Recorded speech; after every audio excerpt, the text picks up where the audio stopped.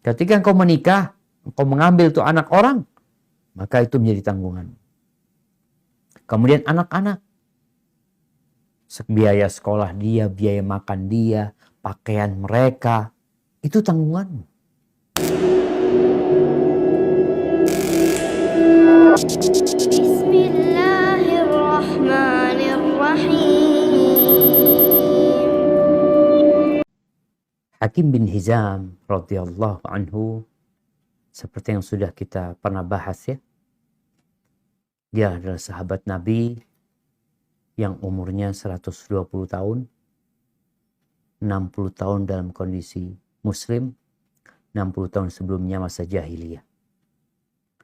Dia adalah keponakan Khadijah radhiyallahu taala anha, Khadijah binti Khuwailid. Di sini Hakim bin Hizam bin Khuwailid. Hakim bin Hizam meriwayatkan dari Nabi SAW bahwa al-yadul ulya khairun min al-yadi sufla. Tangan yang di atas itu lebih baik daripada tangan yang di bawah. Jadi tatkala engkau bekerja, niatkan untuk berbagi sama orang lain. Untuk jadi orang yang mulia. Bukan niatnya untuk memuaskan dirimu. Dirimu gak pernah puas berapapun yang diberikan. Itu manusia. Tapi tatkala dia mencari harta, mengumpulkan harta untuk berbagi, maka insya Allah usaha dia mulia. Lalu manusia itu suka kalau dikasih. Siapa yang gak suka dikasih? Tapi harus ada perasaan di diri kita tuh malu. Kapan Anda ngasih gitu? Kapan Anda berbagi? Umar bin Khattab radhiyallahu anhu tatkala Nabi SAW memberikan kepadanya hak amil zakat kepada Umar bin Khattab, Umar mengatakan, aku cukup ya Rasulullah, kata dia. Aku gak perlu. Kata Nabi SAW, engkau ambil ini sebagai hakmu, lalu engkau berikan kepada orang lain. Pertama, tangan dia di bawah menerima karena kerja. Dia ambil zakat. Kemudian dia dapat uang, bagikan kepada orang lain. Engkau akan jadi orang yang mulia. Wabda biman ta'ul. Dan mulailah berbagi kepada orang yang jadi tanggung jawabmu. Siapa tanggungan kita? Abdullah bin Mas'ud radhiyallahu anhu mengatakan yang tanggunganmu itu ya istrimu. Jangan sampai istrimu mengatakan, ini berikan kepada aku.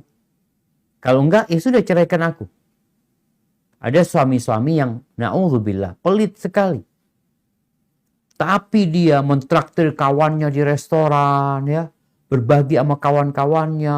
Masya Allah. Sampai di kantor dia dikenal orang yang royal. Istrinya nggak dikasih. Proposal masuk dia kasih. Istrinya, tanggunganmu siapa? Yang pertama istrimu. Ketika engkau menikah, engkau mengambil tuh anak orang, maka itu menjadi tanggungan. Kemudian anak-anak. Biaya sekolah dia, biaya makan dia, pakaian mereka. Itu tanggunganmu. Orang tua yang tidak mampu. Kenapa kita katakan orang tua yang nggak mampu? Kalau orang tuanya mampu ya nggak wajib dia ngasih nafkah karena mampu orang tuanya. Tapi kalau istri, walaupun kaya istrinya, wajib kasih nafkah. Anak wajib kasih nafkah. Sampai kapan memberikan nafkah kepada anak? Ya kalau anak laki-laki sampai dia mandiri, sampai dia dapat bekerja, lepas orang tua. Kalau anak perempuan sampai anak itu menikah. Kemudian jadi tanggung jawab suami. Kalau bicara kewajiban. Anak-anak perempuan itu nggak wajib dia bekerja untuk kasih makan orang tuanya, enggak. Itu jamaah, supaya kita ini jangan merasa baik karena banyak sedekahnya yang menjadi tanggungan belum kita laksanakan tugas kita. Kemudian Nabi SAW mengatakan wa khairu sadaqah an dhahri ghinan. Sebaik-baiknya sedekah adalah yang dikeluarkan dari orang yang tidak membutuhkannya, bukan tidak membutuhkannya. yang dia membagikan sesuatu yang lebih. Yang dia bagikan itu yang lebih dari kebutuhannya.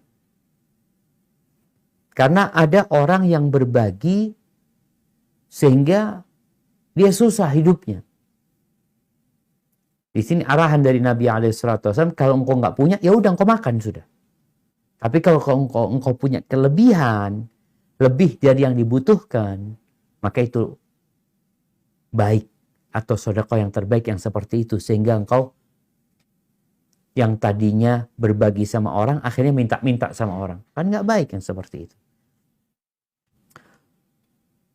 Ini juga mengisyaratkan bahwasanya orang sedekah itu nggak harus kaya raya gitu. Yang penting dia punya kelebihan dari harta yang dia miliki, ya sedekahkan. Lalu Nabi SAW mengatakan, وَمَنْ يَسْتَعْفِفْ يُعِفَّهُ اللَّهُ. Barang siapa yang menjaga kehormatan dirinya dengan tidak meminta-minta.